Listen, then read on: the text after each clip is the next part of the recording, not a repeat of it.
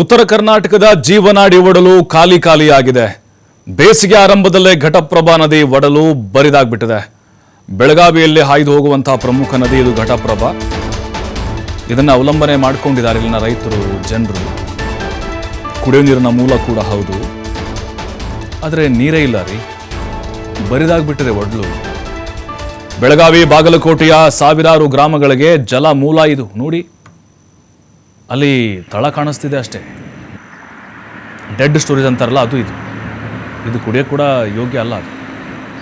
ನೋಡಿ ಎಂಥ ಹಿಡ್ಕಲ್ ಡ್ಯಾಮ್ ಇದು. ತುಂಬಿದರೆ ಎಷ್ಟು ಸೊಗಸಾಗಿ ಬಿಡಿ ಹೋಗಲಿ, ನೀರೆಷ್ಟು ಅನುಕೂಲ ಆಗ್ತಾಯಿತ್ತು. 51 TMC ಸಾಮರ್ಥ್ಯ ಇದು.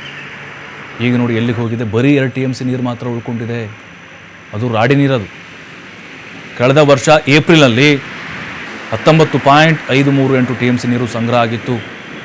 ಈ ವರ್ಷ ಜಲಾಶಯದಲ್ಲಿ 17.591 TMC ನೀರು ಸಂಗ್ರಹ ಆಗಿತ್ತು. ಅದರಲ್ಲಿ ಬರೀ 2 TMC ನೀರು ಡೆಡ್ ಸ್ಟೋರೇಜ್ ಇದೆ. ಅದು ಕೂಡ ಬಳಕೆಗೆ ಯೋಗ್ಯ ಅಲ್ಲ. ನೋಡಿ, ಆಲ್ರೆಡಿ ಆರಂಭವಾಯಿತು ಬರ ನೀರಿಗೋಸ್ಕರ. ಹಾಹಾಕಾರ ಶುರುವಾಗುತ್ತೆ. ಬಾಗಲಕೋಟೆ ಮತ್ತು ಬೆಳಗಾವಿ ಆ ಭಾಗದ ಜನರ ಜೀವನಾಡಿ ಇದು. ಮತ್ತಷ್ಟು ಮಾಹಿತಿ ನಮ್ಮ ಪ್ರತಿನಿಧಿ ಶ್ರೀಧರ್ ನೀಡ್ತಾರೆ. ಶ್ರೀಧರ್, ಇನ್ನೂ ಬೇಸಿಗೆಯಲ್ಲಿದ್ದೀವಿ ನಾವು. ಮಳೆಗಾಲ ಬರೋವರೆಗೂ ಕೂಡ ಅಂತಂದರೆ ಖಂಡಿತವಾಗ್ಲೂ ಕಷ್ಟ ಆಗ್ಬೋದು.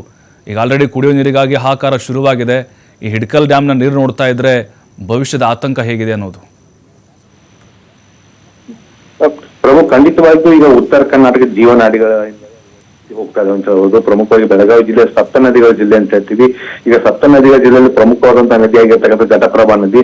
ಈ ಒಂದು ಘಟಪ್ರಭಾ ನದಿಯ ಈಗ ಒಡಿಲಿಗೆ ಬರಿದಾಗಿರ್ತಕ್ಕಂಥದ್ದು. ಇದು ಬೆಳಗಾವಿ ಜಿಲ್ಲೆಯ ಹುಕ್ಕೇರಿ ತಾಲೂಕಿನ ವ್ಯಾಪ್ತಿಯಲ್ಲಿ ನಾವು ಈ ಒಂದು ದೃಶ್ಯಗಳನ್ನ ನೋಡ್ತಾ ಇದ್ವಿ. ಪ್ರಮುಖವಾಗಿ ಇಲ್ಲಿಂದಲೇ ನೀರು ಹೋಗಿ ಹಿಡ್ಕಲ್ ಜಲಾಶಯಗಳಲ್ಲಿ ಹೋಗಿ ಆ ನೀರು ಸಂಗ್ರಹ ಆಗುತ್ತೆ. ಸದ್ಯ ಈಗ ಹಿಡ್ಕಲ್ ಜಲಾಶಯದ ಸಾಮರ್ಥ್ಯ ನೋಡೋದಾದ್ರೆ ಪ್ರಭು 51 TMC ಸಾಮರ್ಥ್ಯ ಇರ್ತಕ್ಕಂಥ ಹಿಡ್ಕಲ್ ಜಲಾಶಯ. ಒಟ್ಟು ಏನಂದ್ರೆ ಈಗ ಕಳೆದ ವರ್ಷ ಏಪ್ರಿಲ್ ಇದೇ ತಿಂಗಳಲ್ಲಿ 19.538 TMC ನೀರು ಸಂಗ್ರಹವಿತ್ತು. ಈ ವರ್ಷ 17.591 TMC ನೀರು ಸಂಗ್ರಹವಿದೆ ಪ್ರಭು. ಅಂದ್ರೆ ಕಳೆದ ವರ್ಷಕ್ಕಿಂತ ಈ ವರ್ಷ ಹೋಲಿಕೆ ಮಾಡಿದ್ರೆ 2 TMC ನೀರು ಕೊರತೆಯಾಗಿದೆ. ಇದು ಒಂದು ಅಂಶ. ಆದ್ರೆ ಮತ್ತೊಂದ್ ಕಡೆ ಅಂದ್ರೆ ಈ 51 TMC ಸಾಮರ್ಥ್ಯದಲ್ಲಿ ಪ್ರಭು 2 TMC ನೀರು ಡೆಡ್ ಸ್ಟೋರೇಜ್ ಇರುತ್ತೆ. ಅಂದ್ರೆ ಸದ್ಯ ಇರ್ತಕ್ಕಂಥ ನೀರು ನಮ್ಗೆ ಬಳಕೆಗೆ ಮಾತ್ರ ಇರ್ತಕ್ಕಂಥದ್ದು 15 TMC ನೀರು ಮಾತ್ರ ಒಂದು ಬಳಕೆಗೆ ಅವಕಾಶ ಇದೆ. ಇನ್ನು ನಾವು ಏಪ್ರಿಲ್ ತಿಂಗಳ ಆರಂಭದಲ್ಲಿದ್ದೇವೆ. ಅದು ಇನ್ನು ಏಪ್ರಿಲ್, ಮೇ, ಜೂನ್ 3 ತಿಂಗಳನ್ನು ಕೂಡ ನಾವು ಸಾಗಿಸ್ಬೇಕಾಗತ್ತೆ. ಬೆಳಗಾವಿ ಮತ್ತು ಬಾಗಲಕೋಟೆ ಜಿಲ್ಲೆಯಲ್ಲಿ ಸಾವಿರಾರು ಹಳ್ಳಿಗಳಿಗೆ ಇದೇ ಒಂದು ಘಟಪ್ರಭಾ ನದಿಯ ಜೀವಜಲವನ್ನೇ ನಂಬಿಕೊಂಡಿದ್ದಾರೆ ಅಂತ ಹೇಳ್ಬೋದು. ಪ್ರಮುಖವಾಗಿ ದೇಶದ ಸುಪ್ರಸಿದ್ಧವಾದಂತ ಗೋಕಾಕ್ ಫಾಲ್ಸ್ ಜಲಪಾತ ಏನಿದೆ, ಇದೇ ಘಟಪ್ರಭಾ ಹಿಡ್ಕಲ್ ಡ್ಯಾಮ್ ನಿಂದ ಬಿಡುವಂತ ನೀರಾಗಿರ್ಬೋದು. ಘಟಪ್ರಭಾ ನದಿ, ಮಾರ್ಕಂಡೇಯ ಮತ್ತು ಹಿರಣ್ಯಕೇಶಿ ನೀರುಗಳಿಂದ ಆ ಜಲಪಾತದ ಒಂದು ಘಟವೈಭವ ಇರ್ತಕ್ಕಂಥದ್ದು. ಸೊ ಆ ಒಂದು ಹಿನ್ನೆಲೆಯಲ್ಲಿ ಈಗ ಸದ್ಯಕ್ಕೆ ಘಟಪ್ರಭಾ ನದಿಯ ಒಡಿಲೇನಿದೆ ಅದು ಬರಿದಾಗ್ತಾ ಇದೆ. ಇದು ಸಾಕಷ್ಟು ಆತಂಕಕ್ಕೆ ಎಡೆ ಮಾಡಿ ಕೊಡ್ತಾ ಇದೆ ಅಂತ ಹೇಳ್ಬೋದು. ಯಾಕಂದ್ರೆ ಮಿತವ್ಯಯವಾಗಿ ನೀರನ್ನು ಬಳಕೆ ಮಾಡದಿದ್ದರೆ ಮುಂದಿನ ದಿನಗಳಲ್ಲಿ ಈ ಒಂದು ಘಟಪ್ರಭಾ ನದಿಯ ಅಕ್ಕಪಕ್ಕದಲ್ಲಿ ಬರ್ತಕ್ಕಂಥ ಗ್ರಾಮಗಳಾಗಿರ್ಬೋದು, ತಾಲೂಕುಗಳಾಗಿರ್ಬೋದು, ಅಂದ್ರೆ 2 ಜಿಲ್ಲೆಗಳಲ್ಲಿರ್ತಕ್ಕಂಥ ನೂರಾರು ಗ್ರಾಮಗಳ ಜನರಿಗೆ ಇದು ಸಾಕಷ್ಟು ಒಂದು ಕುಡಿಯುವ ನೀರಿನ ಸಮಸ್ಯೆಗೆ ಅಭಾವ ಉಂಟಾಗುವಂತ ಸಾಧ್ಯತೆ ಇರ್ತಕ್ಕಂಥದ್ದು. ಹಾಗಾಗಿ ಮಿತವ್ಯಯವಾಗಿ ನೀರನ್ನ ಬಳಕೆ ಮಾಡ್ಬೇಕಾಗುತ್ತೆ. ಮತ್ತೊಂದ್ ಕಡೆ ರೈತರು ನಿರಂತರವಾಗಿ ಘಟಪ್ರಭಾ ಜಲಾಶಯದ ಕೃಷಿಗೆ ನೀರು ಬಿಡಬೇಕು ಅನ್ನುವಂತ ಹೋರಾಟಗಳನ್ನು ಕೂಡ ಮಾಡ್ತಾ ಇದ್ದಾರೆ. ಅದರ ಭಾಗವಾಗಿ ಕೂಡ ಜಿಲ್ಲಾಡಳಿತ ಆಗಾಗ ನೀರು ಬಿಡುವಂತ ಪ್ರಯತ್ನ ಕೂಡ ಮಾಡ್ತಾ ಇದೆ. ಇದೆಲ್ಲವೂ ಕೂಡ ಏನಂದ್ರೆ ಈ ಬಾರಿ ಘಟಪ್ರಭಾ ನದಿಯ ಒಡಿಲು ಬರಿದಾಗಿದ್ದರಿಂದ ಅದರ ಒಂದು ಎಫೆಕ್ಟ್ ಮುಂದಿನ ದಿನಗಳಲ್ಲಿ ನಮಗೆ ಕಂಡು ಬರುತ್ತೆ ಪ್ರಭು. ಥ್ಯಾಂಕ್ ಯು ಶ್ರೀಧರ್ ಮಾಹಿತಿಗಾಗಿ.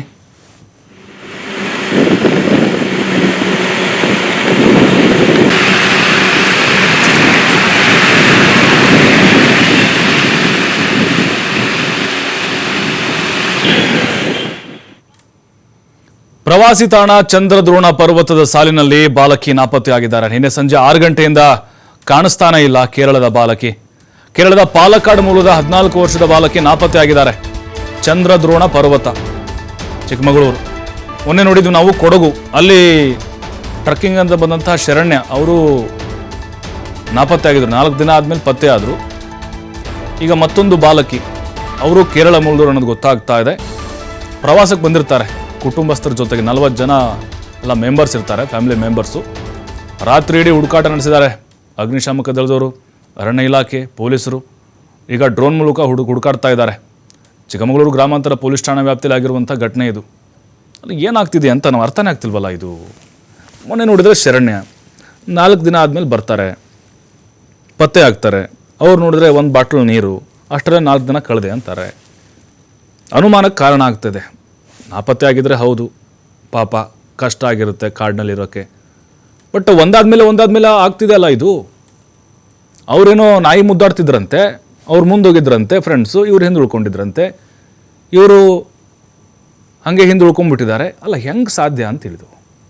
ಫ್ಯಾಮಿಲಿ ಮೆಂಬರ್ಸ್ ಎಲ್ಲ ಒಟ್ಟಿಗೆ ಇರ್ತಾರೆ, ಏಕಾಏಕಿ ಕಾಣೆ ಆಗಿಬಿಡ್ತಾರೆ ಅಂತ ಹೇಳಿದ್ರೆ ಆಯ್ತಪ್ಪ, ಸ್ವಲ್ಪ ದೂರ ಹೋದರು, 100 ಮೀಟ್ರ್ ದೂರ ಚೀರ್ಬೋದಲ್ಲ, ಅಪ್ಪ ಅಮ್ಮ ಅಂಕಲ್ ಅಂಟಿ ಅಂತ ಜೋರಾಗಿ ಚೀರಿದ್ರೆ ಕೇಳಿಸಲ್ವಾ?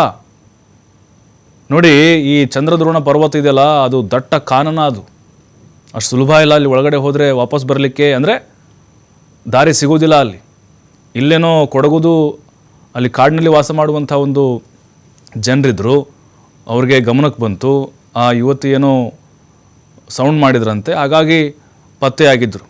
ಈಗ ಈ ಬಾಲಕಿ ನಾಪತ್ತೆಯಾಗಿದ್ದಾರೆ, ಕೇಸ್ ಆಗಿದೆ ಆಲ್ರೆಡಿ, ಹುಡುಕಾಟ ನಡೆಸ್ತಾ ಇದ್ದಾರೆ. ಸೇಫಾಗಿ ಬರಲಿ ಅಂತ ನಾವು ಕೂಡ ಆಶಿಸ್ತೀವಿ. ಆದರೆ ಒಂದಾದ ಮೇಲೆ ಇಂಥ ಘಟನೆಗಳು, ಅದು ಕೇರಳ ಮೂಲದವರೇ ಪತ್ತೆ ಆಗ್ತಿದ್ದಾರೆ, ಅಂದರೆ ನಾಪತ್ತೆ ಆಗ್ತಿದ್ದಾರೆ ಅಂತ ಹೇಳಿದ್ರೆ ಕೆಲವೊಬ್ಬರು ಅನುಮಾನವನ್ನು ವ್ಯಕ್ತಪಡಿಸ್ತಾ ಇದ್ದಾರೆ. ಅನುಮಾನಗಳಿತ್ತು ಶರಣ್ಯ ಅವರ ನಾಪತ್ತೆ ಹಿಂದೆ, ಇದು ಕೂಡ ಅದೇ ಮಾದರಿ ನಡೆದಿರ್ಬೋದಾ ಅನ್ನುವಂಥ ಕೆಲವೊಂದಿಷ್ಟು ಡೌಟ್ಸ್ಗಳಿದ್ದಾವೆ.